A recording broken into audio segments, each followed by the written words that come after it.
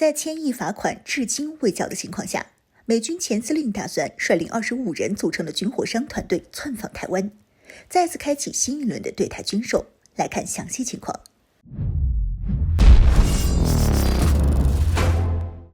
Hello， 各位老铁，大家好，欢迎收看本期迷彩虎，我是虎妞。尽管我国多次对美台进行了警告，禁止台当局领导人去美国会见麦卡锡，但美台还是无视了我国警告，安排了这场会面。而这次的会面也让我国进行了针对性的围台演习，展示了如何收台的一系列行动。这让美国方面十分的紧张，多次在公共场合上表示要我国克制。不过这克制归克制，在这场为期3天的军事演习结束后，美国方面就又开始搞事了。根据日本方面消息，美国台湾商业协会主席鲁伯特·哈蒙德·钱伯斯宣称，在5月份的时候，将会派出大概25名美国军火商代表去台湾一起商讨关于联合生产无人机以及弹药的相关事宜。这个军火商代表以美国海军陆战队退役司令蒂文·雷德为首，是在2019年来美国到访台湾从事军事工业生产的最大代表团。当然，这个代表团也不仅仅只是商讨军事合作，既然都来了，怎么能不见一下台当局领导人蔡英文呢？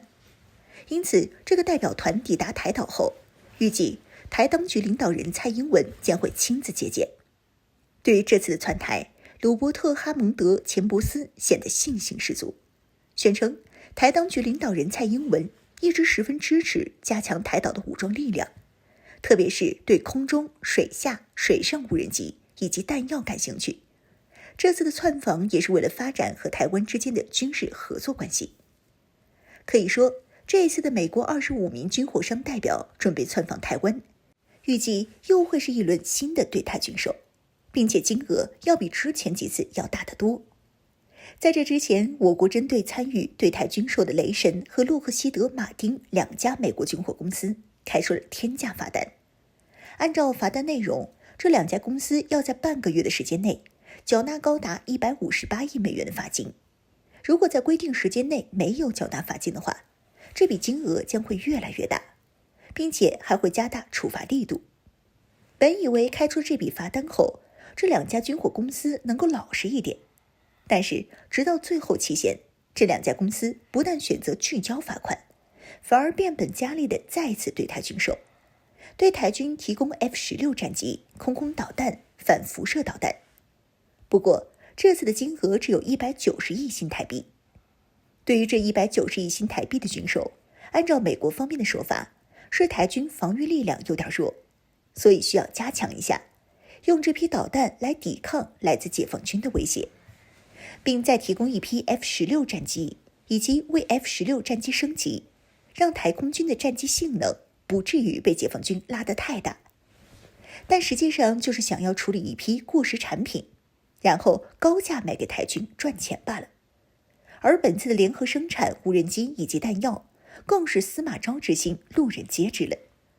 众所周知，因为美国在援乌问题上一直都是大力支持，而乌军获得了美国提供的武器后，更是随便使用，丝毫不讲珍惜。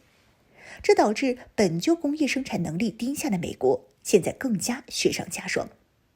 目前，标枪和毒刺导弹已经停止供应，因为美军自己的库存都还没了。想要重新补充这批库存，需要花好几年的时间。弹药方面也是严重跟不上供应，而乌克兰的军工生产几乎被俄军全部破坏，所以全部依仗着美国等国的支援，这让美国把老底都快掏空了，也赶不上乌军的使用量。在无人机方面，乌克兰战场上无人机成了明星产品，伊朗的小摩托以及土耳其的 TB2 都秀足了存在感。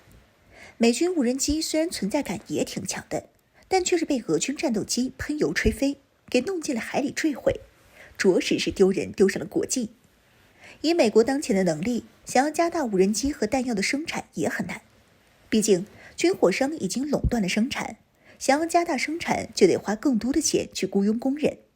对于这些军火商来说，完全没必要做这种吃力不讨好的事情。而在这时找到台当局就不同了，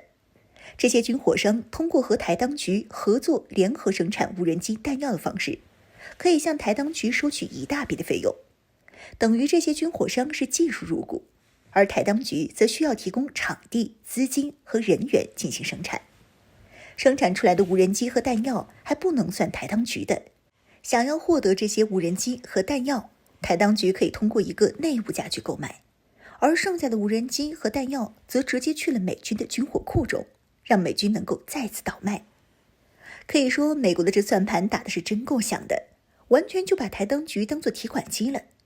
但台当局偏偏还上套，因为能给这个帮助的只有美国。不过美国在这里还是先想想罚款的事儿怎么解决了。我国还没找美国算账也就罢了，美国居然还又派人过来对台军售，难道不怕我国停止棉絮和稀土的供应，让美军弹药和无人机生产彻底成为一纸空谈，连其他的订单都作废吗？